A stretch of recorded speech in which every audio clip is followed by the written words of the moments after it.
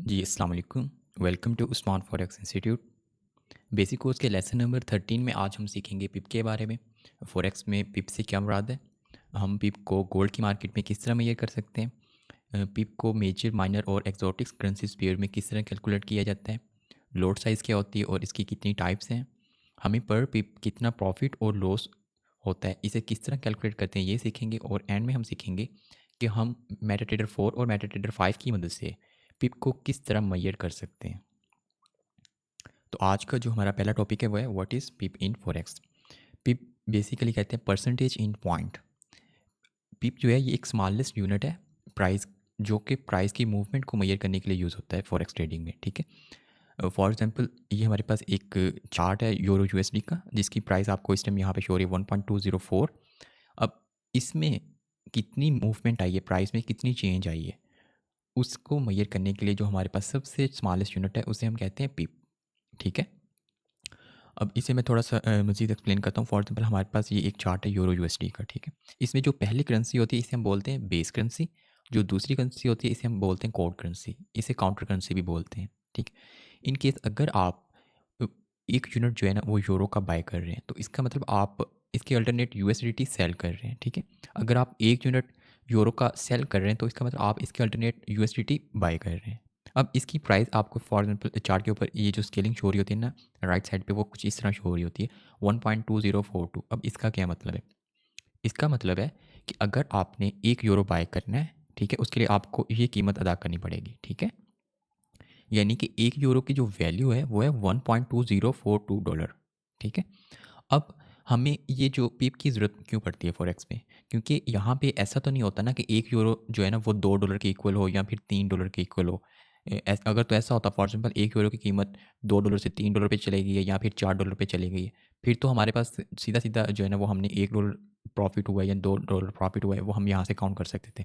लेकिन फॉरेक्स में जो हमारी मूवमेंट हो रही होती है करेंसीज के दरमियान वो डेसिमल पॉइंट के बाद हो रही होती है। ठीक है, इसलिए हम बोलते हैं कि हमारी जो मूवमेंट है वो बहुत ही लो डिग्री में हम जाके उसे मेजर कर रहे होते हैं, तो उसमें फिर हमें पिप का जो है ना वो सहारा लेना पड़ता है। अब पिप फॉरेक्स की मार्केट में, गोल्ड की मार्केट में किस तरह मेजर करते हैं, इसका डिफरेंट मेथड है। वो जो है ना जितने भी मेथड हैं वो सारे आज हम इस लेक्चर में कवर करेंगे। ठीक है, अगर आप यूरो यूएसडी या फॉरेक्स की कोई भी currencies pair, major currency pair हैं, उनमें बात करें तो जो लास्ट डिजिट होता है ये वाला डेसिमल के बाद फोर्थ डिजिट, ये कहलाता है एक पिप। इसमें अगर एक पॉइंट इंक्रीज या डिक्रीज वैल्यू हो रही है तो उसमें आप बोलेंगे कि इस करेंसी पेयर में एक पिप मार्केट अप साइड पे मूव की है या फिर डाउन साइड पे मूव की है। ठीक है, डेसिमल के बाद फोर्थ डिजिट। अब मैंने यहाँ पे एक एग्जांपल रखी है आपके सामने।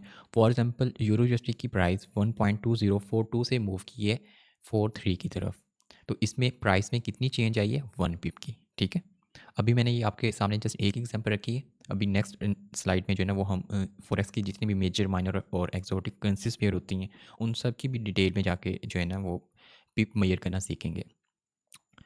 ठीक है, ये हो गया सिंपल सी जो एग्जांपल है। पिप जो है ना वो क्या होती है फॉरेक्स में और इसे किस तरह मेजर करते हैं मेजर करेंसी पेयर में। अब गोल्ड की मार्केट में देखें, the smallest unit of price for any foreign currency also refer to a point. ठीक है, अब एक तो हमारे पास है ना पिप, पिप से भी छोटी, इससे भी लो डिग्री में अगर आप जाएंगे तो आपको जो स्मॉलेस्ट यूनिट मिलेगा वो होगा पॉइंट। अब जो गोल्ड की मार्केट में 10 पॉइंट होते हैं ना वो एक पिप के इक्वल होते हैं। ठीक है, अब इसका क्या मतलब है, मैंने आपके सामने ये एक स्केलिंग जो है ना गोल्ड के प्राइस की रखी है, अब इस पर फोकस करें आप।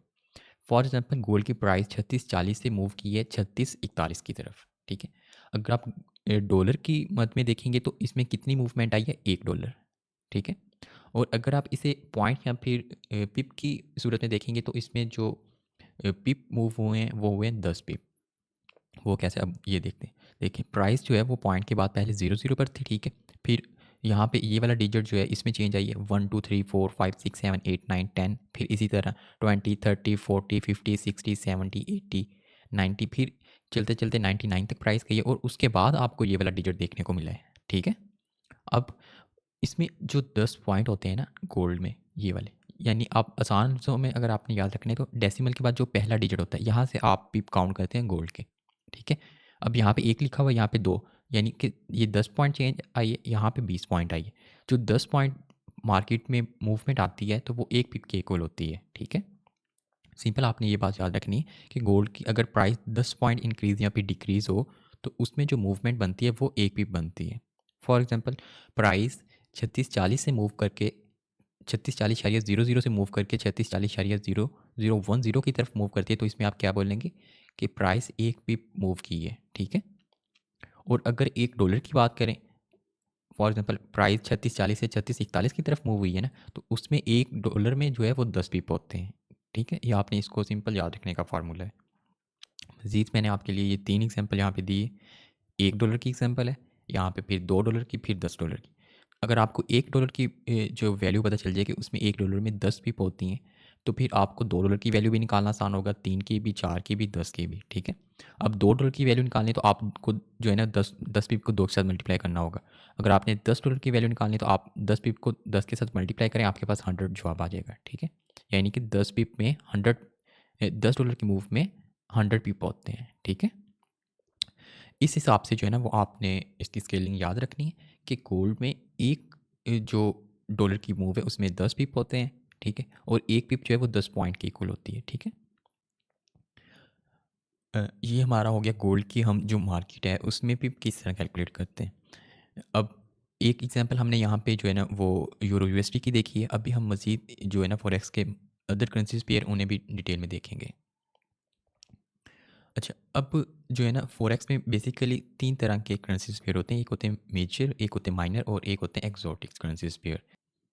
अच्छा, अब इसमें major currency pair, minor currency pair और एक्सोटिक करेंसीज़ पेयर में क्या डिफ़रेंस है? पहले आप माइनर में देखें। माइनर ऐसे पेयर होते हैं जिसमें यूएसडी जो है ना वो शामिल ना हो। इसके अलावा कोई भी 2 करेंसीज़ अगर आपस में ट्रेड हो रही हैं तो वो माइनर में ऐड होंगी, ठीक है? और मेजर और एक्सोटिक करेंसीज़ पेयर में क्या डिफ़रेंस है? मेजर में एक कोई भी करेंसी अगर यूएसडी के साथ ट्रेड हो रही है और जो ट्रेड हो रही है इस करेंसी के साथ वो भी एक स्ट्रॉन्ग इकोनॉमी वाली करेंसी है, तो फिर उसे हम बोलेंगे ये मेजर करेंसीज़ पेयर हैं, ठीक है? और एक्सोटिक करेंसीज़ पेयर में क्या होता है, इसमें एक 2 करेंसीज़ पेयर आपस में जो ट्रेड हो रहे हैं वो अंडर डेवलपिंग कंट्रीज़ होती हैं, ठीक है? अगर इसमें अगर कोई पेयर यूएसडी के साथ भी ट्रेड हो रहा है तो वो भी लो इकोनॉमी वाली जो है ना करेंसी उसके साथ ट्रेड हो रही होगी। वो सारी जो पेयर हैं वो एक्सोटिक करेंसीज़ पेयर में शामिल होते हैं, ठीक है?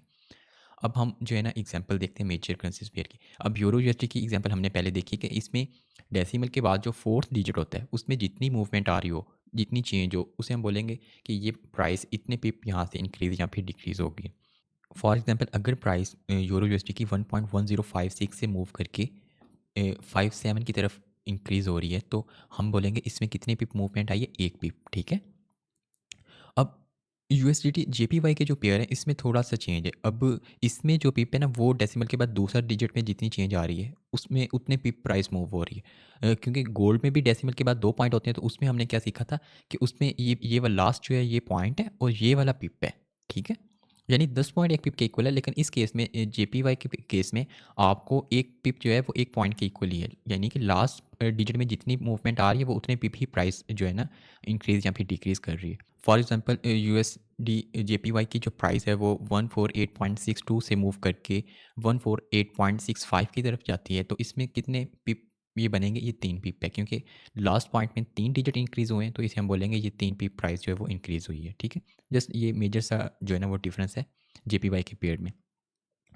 अच्छा, अब कुछ करेंसीज़ फिर ऐसी होती हैं जिनमें प्राइस जो है ना वो स्टार्ट ही ज़ीरो से होती है, ठीक है? और ये ज़्यादातर माइनर करेंसीज़ पेयर में ये चीज़ें होती हैं ऐसी।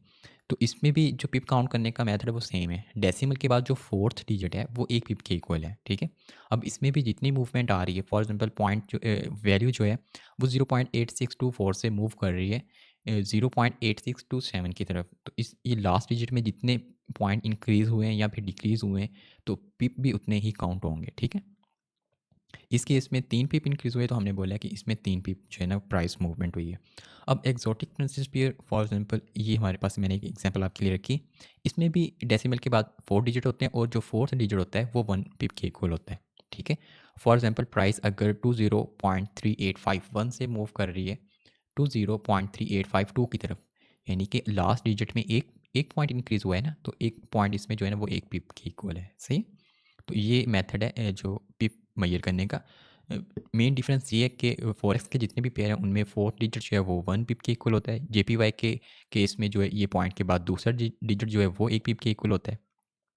माइनर करेंसी पेयर जो भी हो, जो स्टार्ट ही ज़ीरो से हो रही, इनमें भी जो है ना पॉइंट के बाद 4 डिजिट ही 1 पिप के इक्वल है। और एक्सोटिक करेंसी पेयर में भी 4 डिजिट जो है वो भी 1 पिप के इक्वल है।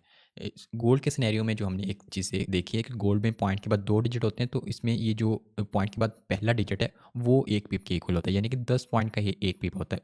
सिर्फ गोल्ड में मेजर करने का मेथड डिफरेंट है, बाकी फॉरेक्स में जो मेजर करने के मेथड है वो सब में सेम है। ठीक है, होप सो कि आपको फॉरेक्स के जितने भी मेजर माइनर और एक्सोटिक करेंसीज पेयर हैं उनमें पिप मेजर करने आगे होंगे, और गोल्ड की मार्केट में हम किस तरह मेजर करते हैं उसकी भी आपको समझ आ गई होगी। अच्छा, अब हम देखेंगे फॉरेक्स में लोट साइज़ क्या होती हैं और इसकी कितनी टाइप्स हैं। फॉरेक्स में बेसिकली 4 तरह की लोट साइज़ हैं, जिनमें नंबर 1 स्टैंडर्ड लोट होती है, एक मिनी लोट होती है, माइक्रो लोट होती है और एक सबसे छोटी जो है वो नैनो। अब स्टैंडर्ड लोट का क्या मतलब है? जब भी आप कोई भी करेंसी या फिर कोई भी कमोडिटी, गोल्ड, बीटीसी या कुछ भी सेल या बाय करते हैं, वन स्टैंडर्ड लोट के साथ, आप जो क्वांटिटी बाय या फिर सेल कर रहे हैं वो वन के साथ कर रहे हैं, तो इसका मतलब आप कोई भी चीज़ $1,00,000 की खरीद रहे हैं या फिर बेच रहे हैं, ठीक है, और इसे हम बोलते हैं स्टैंडर्ड लोट, ठीक है।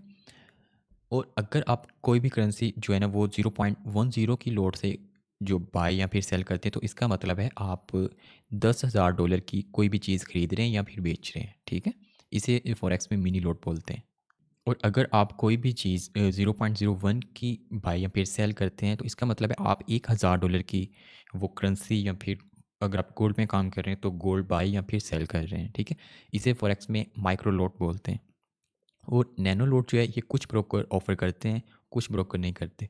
ज़्यादातर जो ब्रोकर सेंट अकाउंट जो हमें दे रहे होते हैं उसमें ये लोड होती है, जिसमें आप 0.001 की लोड जो है वो भी यूज़ कर सकते। ये जो है आपकी लोड है, और ये उसकी क्वांटिटी के आप कितनी क्वांटिटी से वो चीज़ सेल या फिर बाय करें। बेसिकली वहाँ पे आपको ये डिजिट शो हो रहा है, 1 शो हो रहा है या फिर 0.10 या फिर 0.01, ठीक है। ये आप अपनी मर्ज़ी से इंक्रीज़ या फिर डिक्रीज़ भी कर सकते हैं, सेलेक्ट अपनी मर्ज़ी से भी कर सकते हैं। इन्हें जो फॉरेक्स में एक स्टैंडर्ड दिया हुआ है, एक नाम दिया है, वो अगर आप पूरी 1 लोड ले रहे हैं तो उसे स्टैंडर्ड का नाम दिया हुआ है। अगर 0.10 की ले रहे हैं तो उसे मिनी लोड का नाम दिया हुआ है, और अगर आप 0.01 की लोड ले रहे हैं तो उसे माइक्रो लोड का नाम दिया हुआ है। और अगर आप फॉर एग्ज़ाम्पल 0.02 की लोड यूज़ कर रहे हैं तो इसे अब की बार जो आपके डॉलर बनेंगे वो कितने होंगे, वो $2,000, ठीक है। अब बाकी आप अपने हिसाब से इंक्रीज़ करके देख सकते हैं। अगर आप 0.03 की लोड यूज़ करें तो फिर 3,000, सेम इसी तरह इंक्रीज़ करते जाएँ। अगर आप 0.10 की लोड यूज़ करेंगे तो वो $10,000 बनेंगे।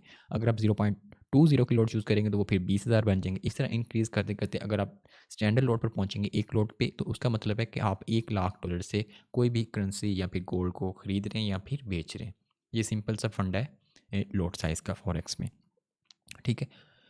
अच्छा, अब हम ये देखेंगे कि आप कोई भी करेंसी जिसमें आप स्टैंडर्ड लोड यूज़ कर रहे हैं या मिनी लोड या फिर माइक्रो या फिर नैनो लोड, उसमें आपको पर पिप कितना प्रॉफिट या फिर लॉस होता है उसकी कैलकुलेशन कैसे करते हैं।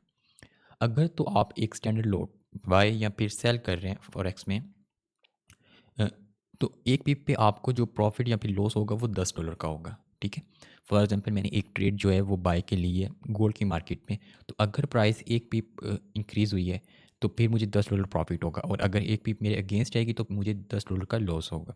और अगर मैंने मिनी लॉट बाय या फिर सेल की है तो उसमें पर पिप जो प्रॉफिट होगा वो $1 का होगा, ठीक है।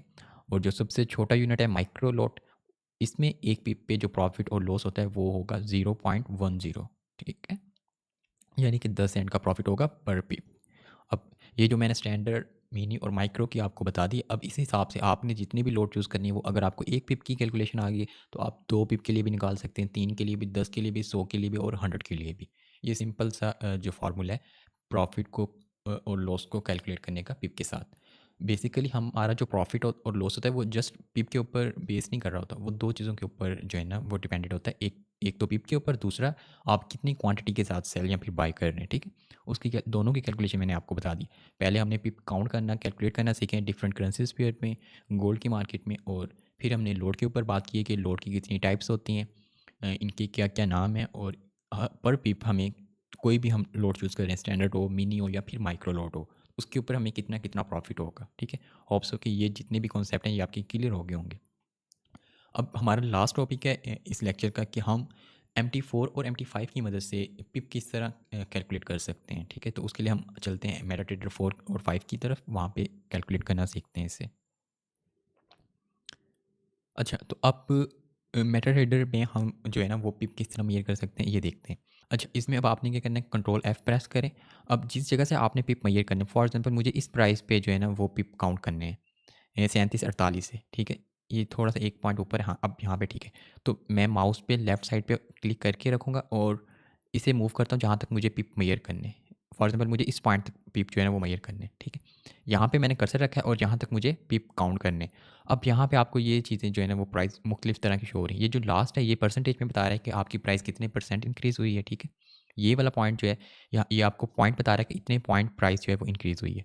ये जो है ये बता रहा है कि इस जगह से लेकर यहाँ तक, यहाँ से लेकर यहाँ तक जो है ना वो 2 बार बनी है, ठीक है।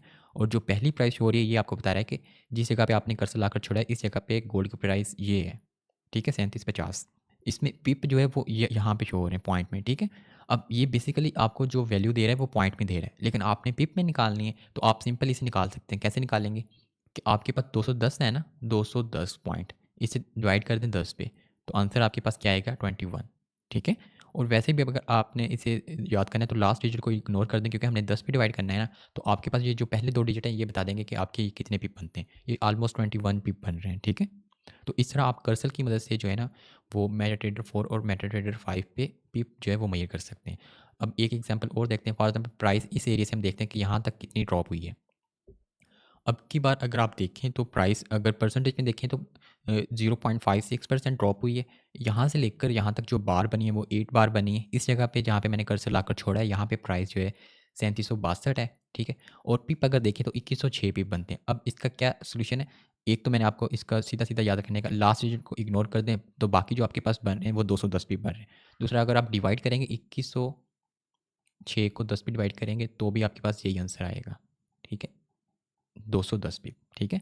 और अगर आप डॉलर में काउंट करें तो वो कितने डॉलर मूव बन रही है कि प्राइस 83 से किस साइड पे मूव हुई है, 62 की तरफ। तो ये कितने डॉलर मूव बन रही है, 21 डॉलर, ऐसे ही ना, 83 से 62 की तरफ आई है। तो आप इस तरह भी बोल सकते हैं कि प्राइस में 21 डॉलर प्राइस ड्रॉप हुई है। और अगर आप उसमें पिप में बोलेंगे तो आप बोलेंगे 210 पिप बने हैं, ठीक है। और अगर पॉइंट में बोलना होगा तो फिर आप बोलेंगे 2106 पॉइंट प्राइस ड्रॉप हुई है। तो ये मेथड है मेटाट्रेडर 4 या फिर मेटाट्रेडर 5 में कर्सर की मदद से आप पिप किस तरह मेजर कर सकते हैं, ठीक है।